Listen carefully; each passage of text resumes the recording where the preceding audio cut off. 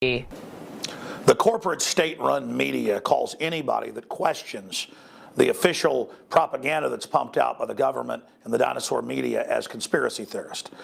And that's just a way to demonize your opposition and to try to get weak-minded people to not investigate the information that the alternative media is putting out. Now, that said, it doesn't mean that everything the government or mainstream media puts out is a lie. I've gotten a lot of criticism for not coming out and saying that Sandy Hook is an inside job.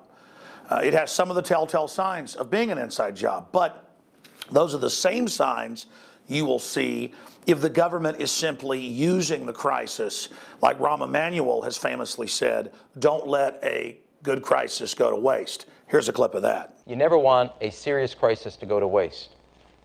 And what I mean by that, it's an opportunity to do things that you think you could not do before.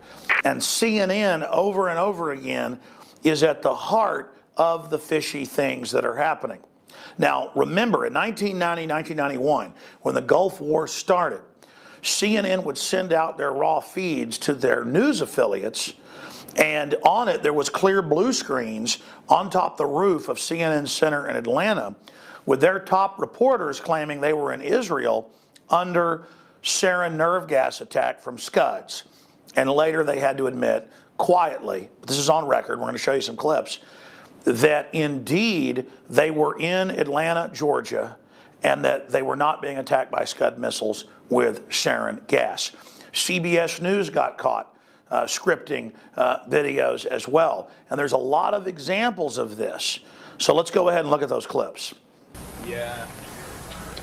Jesus Christ.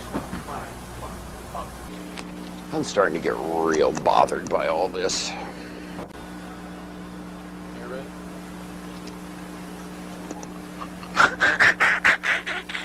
Boy, did I almost look stupid. Charles Jacobs, CNN, reporting live from Saudi Arabia. And that there are also firings in another city in Saudi Arabia. CNN's Carl Rochelle is here with me, just came up. Carl, I know we can't be very specific given these restrictions, but within those parameters, what did you see? Well, what I saw, I didn't see anything hit. I looked almost straight above us. There is a vapor trail coming from my right to my left, and there's a cloud of something. It looks like it might have been an explosion, a cloud. I'd say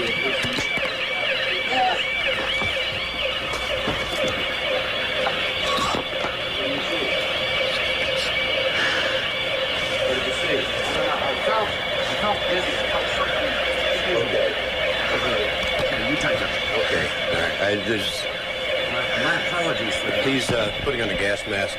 There hasn't been any gas dropped here that we could tell. You smell anything? No. Oh. You may smell some of the fumes from a missile exhaust going off. The missiles use a rocket, a cordite, some sort of burning.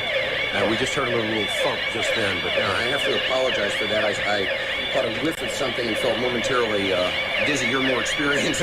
Now, I clearly believe from the evidence children were really killed in Sandy Hook, and it's a real tragedy.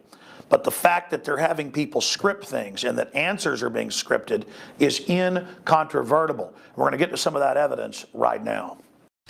It's believed at this hour, and it's been confirmed to ABC News by state police there in Connecticut, that 2 shooters were initially believed involved in the mass shooting. One of those shooters now dead. What's not been confirmed is whether or not that gunman took his own life or whether or not there was something that ensued after authorities began arriving at the scene.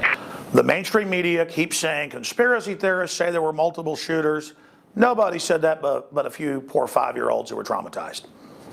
So we go and look, and there's countless adult witnesses. There's helicopter footage. There's police reports. There's video. There's local news accounts saying, oh, it was a tactical officer from a nearby jurisdiction who happened to be hanging out in the woods and wearing the same thing as what people said the shooters were wearing. No big deal, though. Let's just go ahead and ignore that. And that's in the Newtown Bee and other publications. And then, again, we have the newscast saying other shooters and showing people being grabbed in the woods. But we're told we never saw that. Here's a clip. They did walk a guy out of the woods. I saw him walk a guy out earlier with handcuffs. He walked by us and said he didn't do it. It was a grown man. A grown man, yeah. He's sitting in the front of the police car over there now. So, I mean... He didn't have a gun? No, I didn't see any gun. Just had him handcuffed, and he walked by us and looked into parents' eyes and said I didn't do it. How was he dressed? camo pants with a dark jacket. Roger. Reports that the teacher saw two shadows running past the building, past the gym, which would be rear base, near shooting. Yeah, we got them. They're coming at me down Cross Point. Come up the driveway on the left side. That's 6, this is One of the big issues out there that has people asking questions is Robbie Parker, who reportedly lost one of his daughters. Family is there. They're getting ready to to come to the microphone, so we'll listen in. Okay.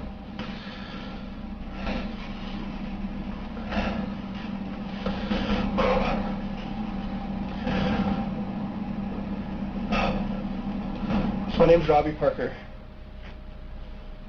My family is one of the families that lost a child yesterday in the Sandy Hook Elementary School shootings here in Connecticut. The system's scared because they know I'm watching, you're watching. So you can't blame anybody for not believing known certified liars in the government, and it's CNN. It's that simple. Sorry, we don't trust you anymore. If you told us the sun came up in the morning, people would go out and check before they believed you.